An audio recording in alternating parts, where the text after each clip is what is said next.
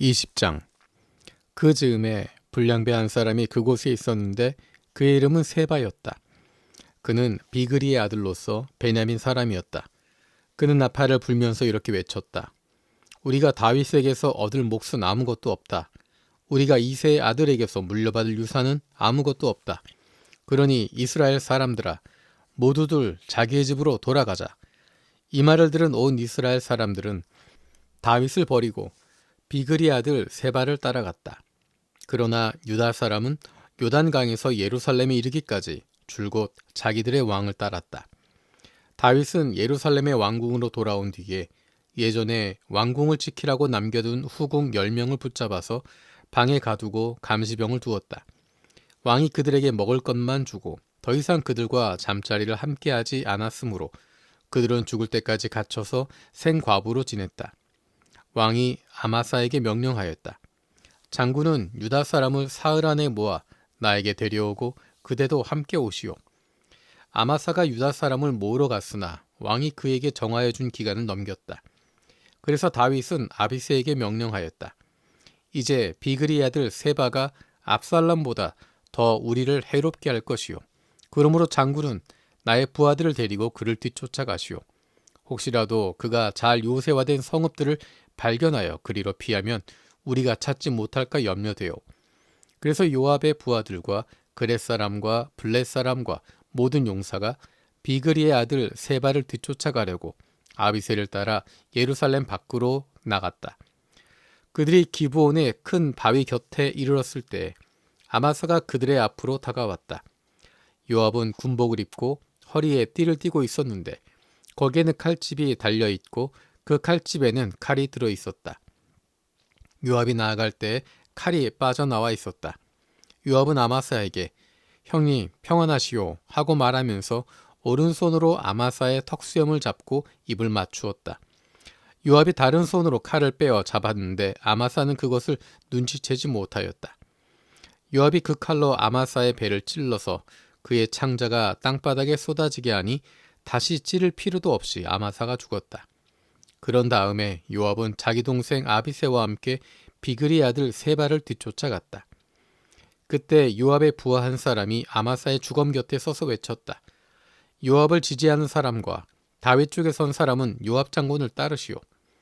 그러나 아마사가 큰 길의 한가운데서 피투성이가 되어 있었으므로 지나는 모든 군이 멈추어 서는 것을 요압의 부하가 보고 아마사를 큰 길에서 들판으로 치워 놓았다. 그런데도 그의 곁으로 지나가는 군인마다 멈추어 서는 것을 보고 요압의 부하가 아마사의 주검을 옷으로 덮어 놓았다. 그가 큰 길에서 아마사를 치우자 군인들이 모두 요압을 따라서 비그리의 아들 세바를 뒤쫓아갔다. 세바가 모든 이스라엘 지파 가운데로 두루 다니다가 아벨 지역과 벤마아가 지역과 베림의 온 지역까지 이르렀다. 그곳 사람들이 모두 모여서 그의 뒤를 따랐다.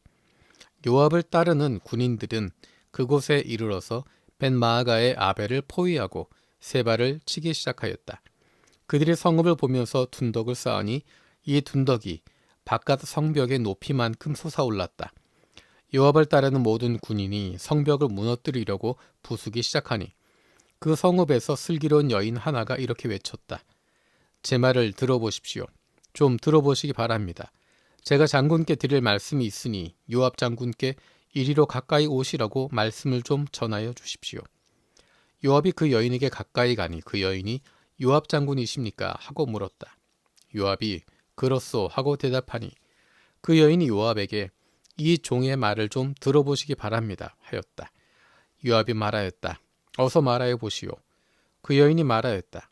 옛날 속담에도 물어볼 것이 있으면 아벨 지역에 가서 물어보아라 하였고 또 그렇게 해서 무슨 일이든지 해결하였습니다. 저는 이스라엘에서 평화롭고 충실하게 사는 사람들 가운데 하나입니다. 그런데 장군께서는 지금 이스라엘에서 어머니와 같은 성읍을 하나 멸망시키려고 애쓰십니다. 왜 주님께서 주신 유산을 삼키려고 하십니까? 요압이 대답하였다. 나는 절대로 그러는 것이 아니오. 정말로 그렇지가 않소. 나는 삼키거나 멸망시키려는 것이 아니오. 그 일이 그런 것이 아니오. 사실은 에브라임 산간지방 출신인 비그리의 아들 세바라는 사람이 다윗 왕에게 반기를 들어서 반란을 일으켰소. 여러분이 그 사람만 내주면 내가 이 성읍에서 물러가겠소. 그 여인이 요압에게 말하였다. 그렇다면 그의 머리를 곧 성벽 너머 장군께 던져드리겠소. 그런 다음에 그 여인이 온 주민에게 돌아가서 슬기로운 말로 설득시키니 그들이 비그리의 아들 세바의 머리를 잘라서 요압에게 던져주었다. 요압이 나팔을 부니 모든 군인이 그 성읍에서 떠나 저마다 자기 집으로 흩어져서 돌아갔다. 요압은 왕이 있는 예루살렘으로 돌아왔다. 요압은 온 이스라엘의 군대 사령관이 되고 여호야다의 아들 브나야는 그렛 사람과 블렛 사람으로 이루어진 경호원들의 지휘를 맡고 아도니람은 부역 감독관이 되고 아힐루스의 아들 여호사밧은 역사 기록관이 되고 스와는 서기관이 되고 사독과 아비아달은 제사장이 되고 야일 사람 이라는 다윗의 제사장이 되었다. 다윗 시대에 세 해 동안이나 흉년이 들었다. 다윗이 주님 앞에 나아가서 그 곡절을 물으니 주님께서 대답하셨다. 사울과 그의 집안이 기브온 사람을 죽여 살인죄를 지은 탓이다. 다윗은 기브온 사람을 불러다가 물어보았다. 기브온 사람은 본래 이스라엘 백성의 자손이 아니라 아모리 사람 가운데서 살아남은 사람들이며 이미 이스라엘 백성이 그들을 살려주겠다고 맹세하였는데도 사울은 이스라엘과 유다 백성을 편파적으로 사랑한 나머지 할 수 있는 대로 그들을 다 죽이려고 하였다. 다윗이 기브온 사람에게 물었다. 내가 당신들에게 어떻게 하면 좋겠소? 내가 무엇으로 보상하여야 주님의 소유인 이 백성에게 복을 빌어주시겠소? 기브온 사람들이 그에게 말하였다. 사울이나 그의 집안과 우리 사이의 갈등은 은이나 금으로 해결할 문제가 아닙니다. 우리는 이스라엘 사람을 죽일 생각은 없습니다. 다윗이 그들에게 물었다. 그러면 당신들의 요구가 무엇이요? 내가 들어주겠소. 그들이 왕에게 말하였다. 사울은 우리를 학살한 사람입니다.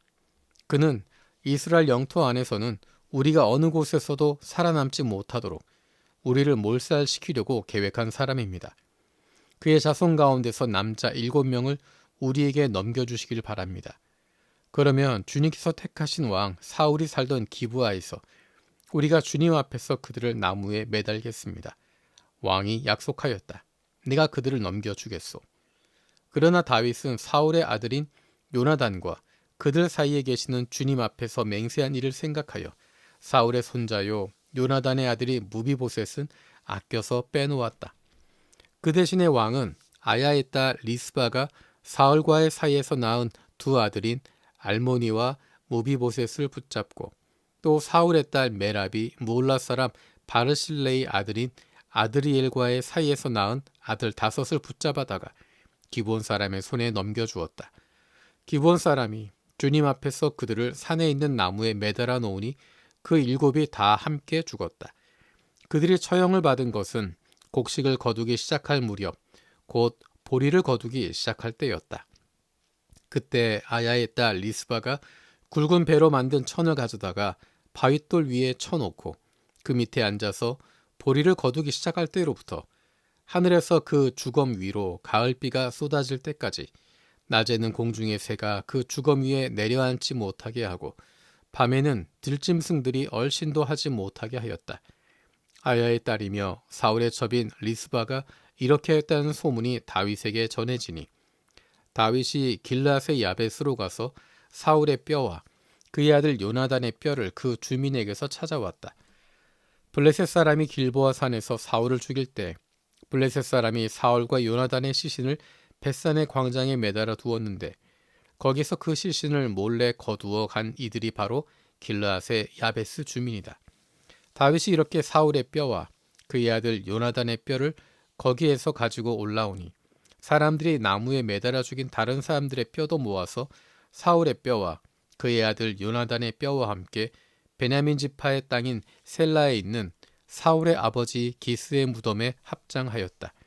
사람들이 다윗이 지시한 모든 명령을 따라서 그대로 한 뒤에야 하나님이 그 땅을 돌보아 주시기를 비는 그들의 기도를 들어주셨다.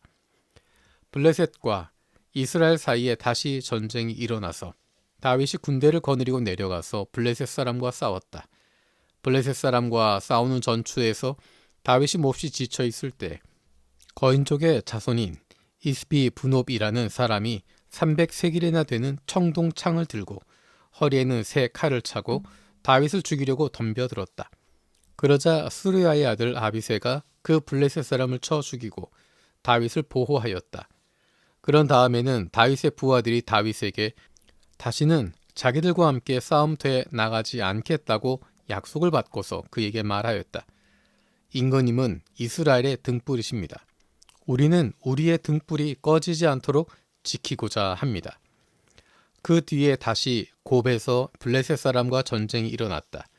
그때 후사 사람 십부게가 거인족의 자손인 삽을 쳐 죽였다. 또 곱에서 블레셋 사람과 전쟁이 일어났다. 그때는 베들레헴 사람인 야레오르김의 아들 엘하난이 가드 사람 골리앗을 죽였는데 골리앗의 창자루는 배틀 앞다리같이 굵었다. 또 가드에서 전쟁이 벌어졌을 때 거인이 하나 나타났는데 그는 손가락과 발가락이 6개씩 모두 24이었다. 이 사람도 거인족의 자손 가운데 하나였다. 그가 이스라엘을 조롱함으로 다윗의 영 삼마의 아들 요나단이 그를 쳐 죽였다. 이 네 사람은 모두 가드에서 태어난 거인족의 자손인데 다윗과 그 부하들에게 모두 죽었다.